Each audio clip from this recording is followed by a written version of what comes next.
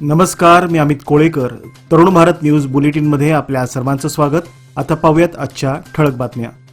Belgaum cantonment बोर्डाची सर्वसाधारण बैठक शुक्रवारी पार पडली. या बैठकीत कॅन्टोन्मेंट परिसरातील सुमारे 6000 चौरस मीटर जागा फुलांच्या बाजारासाठी स्टॉल उभारण्यासाठी वाटप करण्याच्या निर्णयाला खासदार जगदीश शेट्टर यांनी जोरदार आक्षेप घेत तीव्र नाराजी व्यक्त केली. हा निर्णय एपीएमसीची परवानगी न घेता घेण्यात आल्याचा आरोप त्यांनी करत अधिकाऱ्यांना जाब विचारला. तसेच जागा वाटप करताना माझ्याशी कोणतीही चर्चा करण्यात आली नाही, योग्य ठराव मंजूर करण्यात आला नाही आणि निविदा प्रक्रिया पारदर्शकपणे राबवण्यात आल्या नाहीत, अशी टीकाही त्यांनी केली. याआधीचा ठराव रद्द करून सुधारित ठराव मांडण्याची मागणी नाकारल्यानंतर संतप्त झालेल्या शेट्टर यांनी निर्णयाचा निषेध नोंदवत बैठक अर्धवट सोडल्याची माहिती त्यांच्या कार्यालयाच्या वतीने पत्रकाद्वारे दिली आहे. आज शनिवार दिनांक 7 मार्चपासून देशभरात घरगुती एलपीजी सिलेंडरच्या किमतीमध्ये वाढ करण्यात आली आहे. 14.2 किलोच्या घरगुती गॅस सिलेंडरच्या दरामध्ये 60 रुपये वाढ झाली असून नवीन दर 922 रुपये झाली आहे, जे पूर्वी 862 रुपयावर होते. त्याचप्रमाणे 19 किलोच्या व्यावसायिक एलपीजी सिलेंडरच्या दरात 115 रुपयांची वाढ झाली असून दिल्लीमध्ये त्याची किंमत 1768 रुपयावरून 883 रुपयावर येऊन ठेपली आहे. या वाढीमुळे हॉटेल, रेस्टॉरंट आणि छोटे व्यावसायिक मोठ्या प्रमाणात प्रभावित होणार आहेत.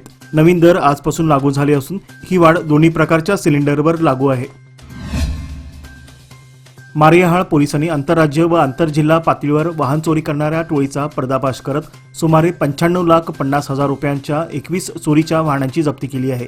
पोलीस आयुक्त भूषण बोरसे यांनी सांगितले की आरोपी युसुफ खान सिकंदर खान वय 68 धारवाड, जाकीर हुसेन मोहम्मद साब परदेवाले वय 47 धारवाड, आझाद इब्राहिम मुतवल्ली वय 36 विजयपूर, शकील अहमद रफिक अहमद वय 52 तामिळनाडू आणि बशीर अहमद अल्लाबक्ष मकानदार वय 38 दांडेली यांनी अनेक ठिकाणी रात्रीच्या वेळी Royal Enfield, Suzuki Access, scooter आणि Ashok Leyland mini goods truck चोरी करत होते.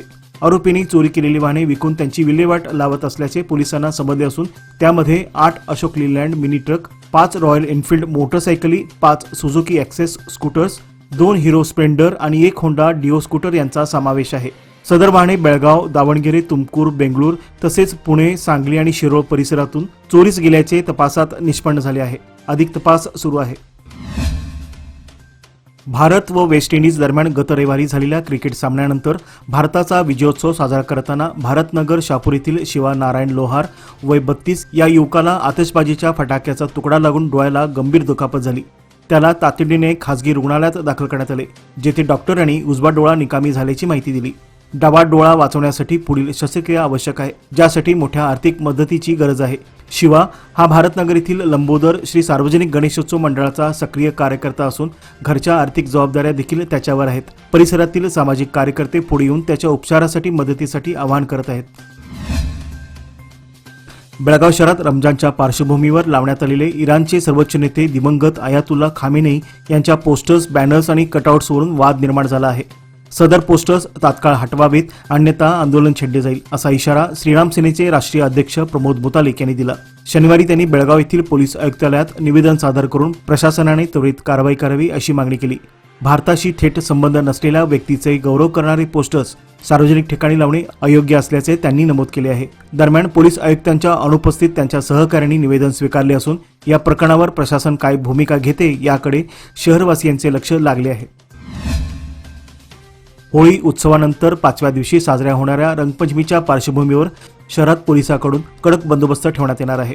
बेळगाव शहर आणि उपनगरामधील संवेदनशील भागामध्ये विशेष पोलीस तैनात केले जातील, तर मुख्य चौक, बाजारपेठा आणि शहरातील प्रमुख प्रवेशद्वारावर वाहनांची तपासणी केली जाणार आहे. गर्दी आणि रंगांची उधळण लक्षात घेऊन वाहतूक नियंत्रणासाठी स्वतंत्र पथके तैनात करण्यात आली असून सीसीटीव्ही आणि ड्रोनद्वारे देखरेख ठेवली जाईल. मद्यधुंद अवस्थेत वाहन चालविण्यावर कडक कारवाई होईल, तर महिला सुरक्षेसाठी महिला पोलीस पथके तैनात करण्यात येणार आहेत. पोलिसांनी नागरिकांना नियमांचे पालन करण्याचे आवाहन केले असून संशयास्पद परिस्थिती आढळल्यास जवळच्या पोलीस ठाण्याशी संपर्क साधण्याचे नागरिकांना सांगितले आहे. बेळगाव शहरात रंगोत्सव साजरा झाला असला तरी काही उपनगरामध्ये पारंपरिक पद्धतीने होळीच्या 5व्या दिवशी रंगपंचमी साजरी करण्याची प्रथा कायम आहे. त्यामुळे शहरासह ग्रामीण भागात उद्या रविवारी 8 मार्च रोजी रंगपंचमी साजरी केली जाईल. यंदा हा सण रविवारी आल्याने उत्सवाचा उत्साह अधिक वाढण्याची शक्यता आहे. होलिका दहनानंतर दुसऱ्या दिवशी धुलीवंदनाच्या मुहूर्तावर शहर व काही भागामध्ये धुलीवंदन साजरा करण्यात आला. मात्र संस्थानिक काळापासून सुरू असलेल्या परंपरेनुसार अनेक गावामध्ये पंचमीच्या दिवशी रंगपंचमी साजरी होत असल्याने गल्लोगल्ली उत्सवासाठी जय्यत तयारी सुरू करण्यात आली आहे. बेळगाव शहरातील श्रीनगर आणि सुवर्णसौध विद्युत उपकेंद्रामध्ये चौथ्या त्रैमासिक देखभाल व दुरुस्तीचे काम हाती घेतले जाणार आहे. हेस्कॉमने दिलेल्या माहितीनुसार उद्या रविवार दिनांक 8 मार्च रोजी शहरातील विविध भागामध्ये वीज पुरवठा काही तासासाठी खंडित राहणार आहे. 33 केव्ही श्रीनगर उपकेंद्राच्या कामासाठी सकाळी 10 ते सायंकाळी 5 या वेळेत वीज पुरवठा बंद राहणार आहे. यावेळी Vishweshwarayya Nagar, Srinagar, Anjaneya Nagar, Mahantesh Nagar, Ashoknagar, Channamma circle, bank of Maharashtra परिसर, जिल्हाधिकारी निवासस्थान, जिल्हा पंचायत कार्यालय, police line, civil hospital road, college road तसेच क्लब रोड परिसरातील वीज पुरवठा खंडित राहणार आहे. त्याचप्रमाणे जाधवनगर, हनुमाननगर, उद्यमबाग आणि अनगोळ परिसरात वीज पुरवठा खंडित राहणार आहे. 110 केव्ही सुवर्णसौध उपकेंद्राअंतर्गत अलारवाड, सुवर्णसौध लाईन 1 व 2, बसवेश्वर सर्कल, जोशी गल्ली, सराफ गल्ली, आचार्य गल्ली, मारुतीनगर, येडियुरप्पा मार्ग, हलगा रोड या भागामध्ये सकाळी 9 ते 4 वाजेपर्यंत वीज पुरवठा खंडित राहणार आहे. कर्नाटक सरकारच्या बजेट निर्णयानुसार राज्यातील विद्यापीठे आणि महाविद्यालयीन कॅम्पसमध्ये विद्यार्थी संघाच्या निवडणुका पुन्हा सुरू होणार आहेत, ज्याचे अखिल भारतीय विद्यार्थी परिषद अर्थात ABVP द्वारे स्वागत करण्यात आले आहे. मात्र संघटनेने या निवडणुकांमध्ये राजकारण मुक्त आणि पारदर्शक पद्धतीची मागणी केली आहे. तसेच बाहेरील राजकीय पक्षांचा कॅम्पसवर थेट हस्तक्षेप होऊ नये. ABVPने दिलेल्या निवेदनात म्हटले आहे की विद्यार्थी संघाच्या निवडणुका लिंगडो समितीच्या शिफारशीनुसारच घेण्यात याव्यात. विद्यार्थी संघ निवडणुका फक्त शैक्षणिक व अंतर्गत समस्यापुरत्या मर्यादित असाव्यात आणि कॅम्पसचे वातावरण सुरक्षित ठेवले पाहिजेत. उत्तर कर्नाटकात प्रथमच वन डेंटल क्लिनिकमध्ये अत्याधुनिक ग्राफिक शेक मेमरी अलायनर तंत्रज्ञानाची सुरुवात करण्यात आली असून या संदर्भात शुक्रवार दिनांक 6 मार्च रोजी पत्रकार परिषदेचे आयोजन करण्यात आले होते. या परिषदेला दक्षिण कोरियातील ग्राफिक कंपनीचे सेल्स टीमचे डायरेक्टर प्रतिनिधी लुईस अन, तन्वीर मुख्य रासायनिक अभियंता तसेच अपूर्वा यांनी उपस्थित राहून याची माहिती दिली. प्रगत शेप मेमरी मटेरियलचा वापर करून तयार केलेले हे अलायनर्स दातांच्या हालचालीसाठी सतत आणि सौम्य दाब देतात, ज्यामुळे उपचार अधिक अचूक, जलद आणि आरामदायी होतात. या तंत्रज्ञानाच्या माध्यमातून वन डेंटलने जागतिक दर्जाच्या ऑर्थोडॉन्टिक उपचार सुविधा स्थानिक रुग्णांना उपलब्ध करून देण्याच्या दिशेने महत्त्वाचे पाऊल उचलले आहे. आष्टे गावातील शेतकऱ्याच्या मुदगे गावातील शेतीमध्ये अज्ञात व्यक्तीने काल शुक्रवारी आग लावल्याची घटना घडली.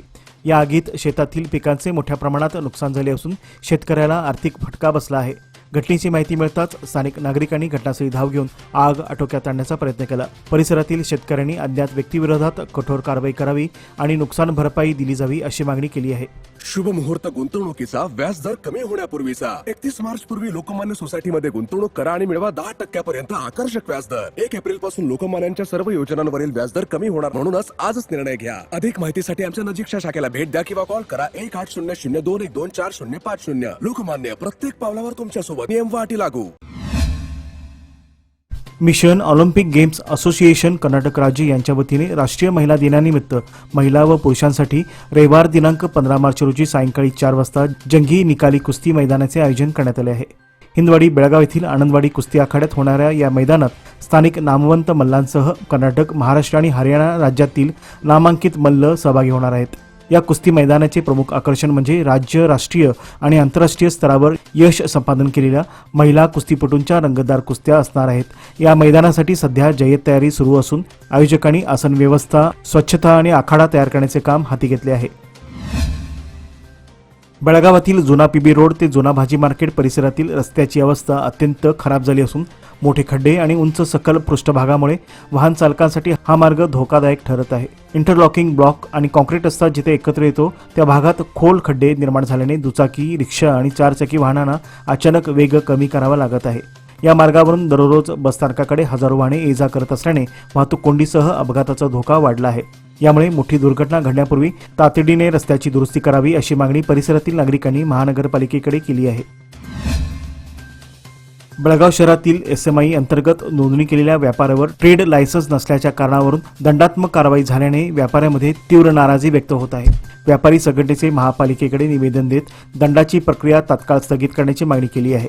व्यापाऱ्यांच्या मते केंद्र सरकारच्या लघु उद्योग आणि लघु मध्यम व्यावसायिक नोंदणी असतानाही महानगरपालिकेने अचानक दंड आकारल्यामुळे आर्थिक ताण निर्माण झाला आहे.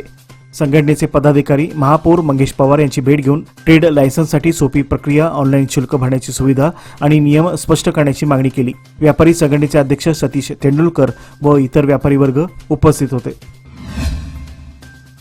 MSE अर्थात सूक्ष्म, लघु व मध्यम उद्योगांच्या कार्यक्षमतेत वाढ करून त्यांच्या प्रगतीला गती देण्याच्या उद्देशाने जिल्हा उद्योग केंद्र बेळगाव मार्फत ब्रँड कर्नाटक ही योजना राबवण्यात येत आहे. या योजनेद्वारे कर्नाटकातील परंपरा, हस्तकला, कौशल्य आणि कृषी क्षेत्रातील सामर्थ्य प्रतिबिंबित करणाऱ्या निवडक उत्पादनांना देशांतर्गत तसेच आंतरराष्ट्रीय बाजारपेठेत विशेष ओळख मिळवून देण्यावर भर दिला जात आहे.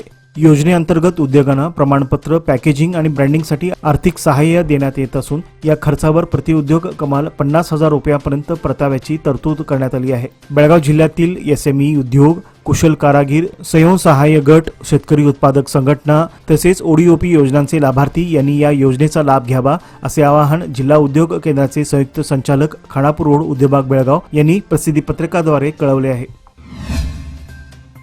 शहरातील भेंडी बाजार परिसरात गेल्या काही दिवसापासून गटारी तुंबल्यामुळे परिसरात तीव्र दुर्गंधी पसरली आहे.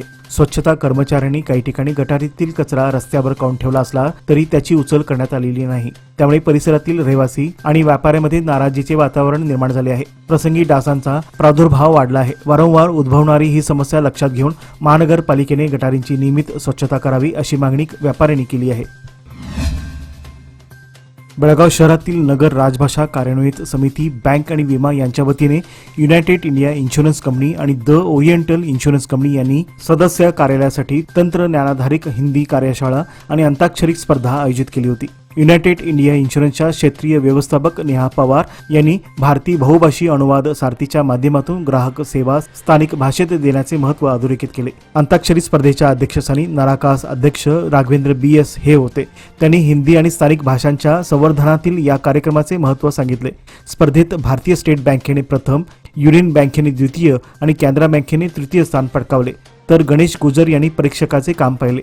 स्वागत युनायटेड इंडिया इन्शुरन्सच्या मंडळ व्यवस्थापक राजकिरण M. बोरकर यांनी केले, तर आभार प्रदर्शन युनियन बँकेचे वेद प्रकाश यांनी सादर केले. बेळगाव तालुक्यातील तुरमुरी गावात 4 कोटी रुपयांच्या अंतर्गत रस्ते विकास कामांचा शुभारंभ महिला व बालकल्याण मंत्री लक्ष्मी हेब्बाळकर यांच्या हस्ते करण्यात आला.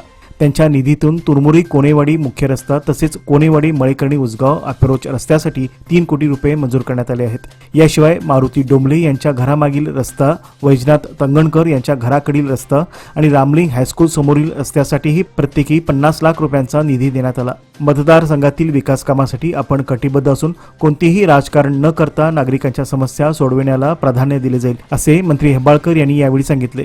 कार्यक्रमाला युवराज कदम, बाळू देसूरकर, चंद्रकांत जाधव, नागनाथ जाधव, बाबू बेळगावकर यांच्यासह अनेक मान्यवर व नागरिक उपस्थित होते. जिल्हाधिकारी, प्रशासन, जिल्हा पंचायत तसेच महिला व बाल कल्याण विभागाच्या संयुक्त विद्यमाने बेळगाव येथील जिल्हा परिषद सभागृहात अक्का पथक कार्यपद्धती, सायबर गुन्हे आणि अंमली पदार्थाच्या गैरवापराबाबत जनजागृती कार्यक्रम आयोजित करण्यात आला होता.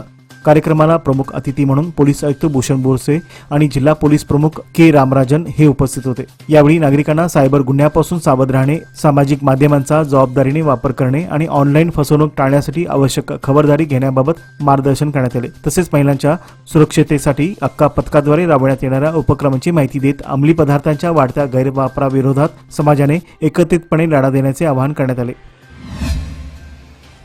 मराठी विद्यानिकेतनमध्ये आज शनिवार दिनांक 7 मार्च रोजी 10वीच्या विद्यार्थ्यांसाठी सदिच्छा समारंभ आयोजित करण्यात आला होता. कार्यक्रमाची सुरुवात संगीत विभागाच्या विद्यार्थ्यांनी पाखरांनो घ्या उंच भरारी या प्रेरणादायी गीताने झाली, ज्यासाठी संगीत शिक्षक सहदेव कांबळे व नारायण गणाचारी यांनी मार्गदर्शन केले. माजी विद्यार्थी प्राचार्य प्रसाद वाडेकर हे प्रमुख पाहुणे म्हणून यावेळी उपस्थित होते, तर शाळा सुधारणा समितीचे अध्यक्ष सुभाष ओळकर व उपाध्यक्ष प्राचार्य सुरेश पाटील यांनी विद्यार्थ्यांचे स्वागत करून त्यांना सदिच्छा दिल्या. विद्यार्थ्यांनी शाळेप्रती कृतज्ञता व्यक्त करत यश, शिस्त, नियोजन व ध्येय साध्य करण्याच्या महत्त्वावर मनोगत व्यक्त केले. तसेच आदर्श विद्यार्थी म्हणून सोहम हळदणकर व आदर्श विद्यार्थिनी म्हणून स्नेहा हिरोजी यांचा सत्कार करण्यात आला. भारत आणि न्यूझीलंड यांच्यात T20 वर्ल्ड कपची फायनल उद्या 8 मार्च रोजी अहमदाबाद येथील नरेंद्र मोदी स्टेडियमवर होणार आहे. दोन्ही संघांनी सेमीफायनलमध्ये प्रभावी कामगिरी करून फायनलमध्ये प्रवेश केला असून हा सामना जगभरातील क्रिकेट चाहत्यासाठी रोमांचक ठरणार आहे. गतविजेता भारत सलग दुसऱ्यांदा जेतेपद पटकावण्याच्या ध्येयाने मैदानात उतरतोय, तर न्यूझीलंड पहिल्यांदाच T20 विश्वचषक जिंकण्याच्या आकांक्षाने सज्ज आहे. या दोन्ही संघांचा T20 फायनलमध्ये सामना ही पहिलीच वेळ असून क्रिकेट प्रेमींनी त्याकडे उत्सुकतेने लक्ष ठेवले आहे. याचबरोबर आजचे बातमीपत्र येथे संपले. अधिक माहिती आणि ताज्या घडामोडीकरता पाहत रहा तरुण भारत न्यूज चॅनल. तसंच आमच्या चॅनलला लाईक, शेअर आणि सबस्क्राईब करायला विसरू नका. विश्वासार्ह बातम्यांसाठी दररोज वाचा दैनिक तरुण भारत. धन्यवाद.